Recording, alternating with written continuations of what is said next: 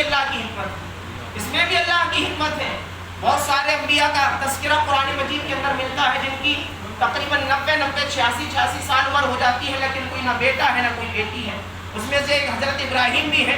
حضرت اسماعیل کب پیدا ہوئے؟ جب تقریباً 90 سال کی عمر ہوئی تب حضرت اسماعیل پیدا ہوئے حضرت ابراہیم کے لیے۔ اسی طریقے سے حضرت مریم علیہ السلام جو حضرت عیسیٰ کی والدہ ہیں، ان کی ماں کا نام حضرت حنا تھا۔ کیا نام تھا؟ حضرت حنا۔ ان کے بھی کوئی اولاد نہیں تھی، تو ایک دن یہ بیٹھی ہوئی تھی اپنے گھر کے اندر، تو انہوں نے دیکھا ایک چڑیا ہے وہ اپنے بچے کے لیے دانا لے کر آتی ہے، اس کے منہ میں ڈالتی ہے۔ یعنی ایک پرندہ جو ہے وہ اپنے بچے کی پرورش کر رہا ہے، اس کو دانا کھلا رہا ہے، وہ چڑیا اپنے بچے کی پرورش کے لیے اس کو دانا اس کے منہ میں ڈال رہی ہے۔ تو حضرت حنا نے دیکھا کہ ایک ماں اپنے بچے سے کتنی محبت کرتی ہے، تو آپ کے دل میں بھی اولاد کی تڑپ پیدا ہو گئی، اولاد کی محبت پیدا ہو گئی کہ جس طریقے سے یہ پرندہ اپنی بچے کی پرورش کر رہا ہے۔ تو انہوں نے رب کی بارگاہ میں دعا کی، مولا تعالیٰ اگر تو بھی مجھے اولاد عطا کرے تو میں اولاد بیت المقدس کی خدمت کے لیے وقف کر دوں گی۔ انہوں نے کیا منت مانی؟ انہوں نے یہ منت مانی، اللہ پروردگار عالم اگر تو نے مجھے بیٹا عطا کیا تو میں تیری راہ میں اس کو وقف کر دوں گی، تیری راہ کے لیے اس کو خالی چھوڑ دوں گی۔ لیکن خدا کا کرنا یہ ہوا، منت تو یہ مانی کہ اگر بیٹا عطا کیا تو میں بیت المقدس کی خدمت کے لیے اس کو آزاد کر دوں گی۔ لیکن ان کی بیٹی ہو گئی پیدا۔ کیا ہوئی؟ بیٹی پیدا ہوئی، ان کا نام حضرت مریم رکھا گیا، حضرت مریم۔ اور اللہ تبارک و تعالیٰ نے ارشاد فرمایا لیس الذکر کالانثی، اے میری بندی حنا تو گھبرانا نہیں، تو نے یہ منت مانی کہ پروردگار مجھے بیٹا عطا کر۔ اللہ نے قرآن میں آیت نازل فرمائی ولیس الذکر کالانثی، اے میری بندی حنا میں نے تجھے ایک ایسی بیٹی عطا کی ہے جو 1000 بیٹوں سے بہتر ہے۔ ایک ایسی بیٹی عطا کی ہے جو 1000 بیٹوں سے بہتر ہے، اس لیے کہ حضرت مریم کے وجود سے حضرت عیسیٰ علیہ السلام پیدا ہوئے، حضرت عیسیٰ علیہ السلام کی ولادت ہوئی۔ تو رب کی ہر کام میں حکمت ہوا کرتی، اس کو معلوم تھا کہ میں ان کو ایک ایسی بیٹی عطا کروں گا کہ ان کے پیٹ سے نبی پیدا ہوگا، حضرت عیسیٰ علیہ السلام پیدا ہوں گے تو ان کو نبی کی نانی ہونے کا شرف مل جائے گا، نبی کی نانی ہونے کا مقام و شرف حاصل ہو جائے گا۔ بہرحال حضرت مریم رضی اللہ تعالیٰ عنہ کی ولادت ہوئی تو آپ کے جو خالو تھے حضرت زکریا علیہ السلام، یہ بھی اللہ کے نبی تھے۔ کون تھے؟ حضرت زکریا علیہ السلام حضرت مریم کے خالو تھے۔ تو آپ نے یہ معاملہ جب پیش آیا کہ ان کی پرورش کون کرے، حضرت حنا نے تو آزاد کر دی بیت المقدس کی خدمت کے لیے، تو کہا میں خالو ہوں، یہ میری بھانجی ہے، میرا زیادہ حق ہے میں کہ اس کی پرورش کروں، میں اس کو پروان چڑھاؤں۔ بہرحال حضرت زکریا علیہ السلام حضرت مریم کو جو ہے بیت المقدس میں لے آتے ہیں اور ایک رہائش گاہ میں ان کو ٹھہرا دیتے ہیں، وہیں پر آپ کی پرورش ہوتی ہے۔ دن گزرتے رہتے ہیں، آپ ان کی بار بار دیکھ بھالی کے لیے ان کے حجرے میں آتے جاتے رہتے ہیں۔ جب آپ ایک مرتبہ حجرے کے اندر پہنچے تو کیا دیکھا کہ گرمیوں کا موسم ہے اور سردیوں کے پھل ان کے پاس موجود ہے۔ سبحان اللہ، موسم گرمیوں کا ہے اور پھل سردیوں کے موجود ہیں۔ پھر جب سردیوں کا موسم آیا تو جب پہنچے تو گرمیوں کے پھل وہاں پر موجود تھے۔ تو قرآن میں آیت نازل ہوئی کلما دخل علیہا زکریا المحراب وجد عندہا رزقا، کہ جب بھی حضرت زکریا علیہ السلام ان کے پاس داخل ہوتے تو بغیر موسم کے پھل ان کے پاس موجود پاتے۔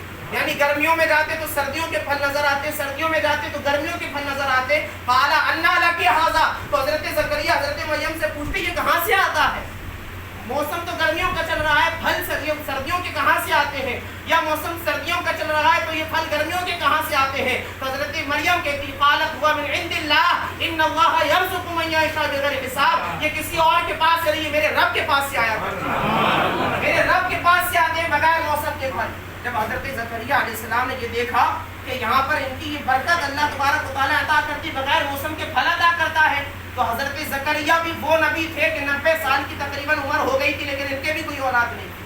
تو آپ نے وہیں پر ان کے حجرے میں کھڑے ہو کر دعا مانگی، ہنالک دعا زکریا ربہ، وہیں پر کھڑے ہو کر دعا مانگی پروردگار عالم تو مجھے نیک بیٹا عطا کر، تو مجھے نیک بیٹا عطا کر۔ ابھی دعا مکمل بھی نہیں ہونے پائی تھی کہ آواز آتی ہے اے زکریا جاؤ ہم نے تمہیں یحییٰ عطا کر دیا، ہم نے تمہیں بیٹا عطا کیا جس کا نام یحییٰ ہوگا، وہ بھی نبی ہوئے۔ تو پتہ یہ چلا، مفسرین نے لکھا ہے اس آیت کریمہ سے ثابت ہوا کہ حضرت مریم جو ہے اللہ کی نیک بندی تھیں، ولیاں تھیں، تو ان کے مقام پر کھڑے ہو کر جو دعا کی گئی اللہ نے اس دعا کو قبول کر لیا۔ یہی تو وجہ ہے کہ سنی ولیوں کے آستانے پر جا کے دعا مانگتا ہے اللہ تعالیٰ قبول فرما لیا کرتا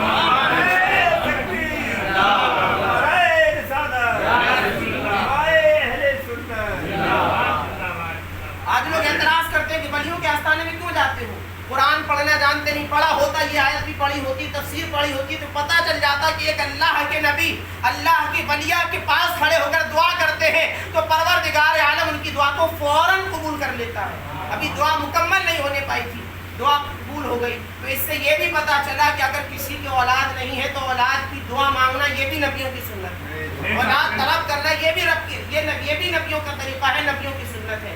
तो बहरहाल गुफ्तगू ये चल रही थी, अल्लाह तबारक व तआला जिसे चाहता है बेटा अता करता है, जिससे चाहता है बेटियां अता करता है, और ये रब की मंशा है कि जिसको चाहता है ना बेटा अता करता है ना बेटी अता करता है। इसमें भी रब की कोई ना कोई हिकमत होती है, इसलिए कि हमारे समझ में रब का कोई काम आए या ना आए, हमें ये अकीदा और ये ईमान रखना चाहिए जो रब करता है हमारे हक में वही बेहतर होता है, जो रब करता है वो हमारे हक में बेहतर होता है। हम तो अपनी नाक़िस असल से उसको कुछ का कुछ शुमार कर सकते हैं, सोच सकते हैं, लेकिन अल्लाह ने कुरान में फरमाया आसान तुहिब्बु शैअन व हुवा खैरुल लकुम, तो बहुत सी ऐसी चीज़ें जिनको तुम अच्छा शुमार करते हो वो तुम्हारे लिए गलत होती हैं। आसान तुहिब्बु शैअन व हुवा खैरुल लकुम, और जिन वो ऐसी चीज़ें जिनको तुम अच्छा समझते हो वो तुम्हारे लिए बुरा साबित हो जाती हो। तो हम अपनी अक्ल से फैसला ना करें, अगर हमारे अक्ल के खिलाफ कोई काम हो जाए तो हम रब की कुदरत के खिलाफ उंगली ना उठाएं, ज़बान दराजी ना करें कि मैं तो ऐसा सोच रहा था और ये ऐसा क्यों हो गया, इसलिए कि ऐसा हुआ है तो रब की कोई ना कोई हिकमत जरूर है।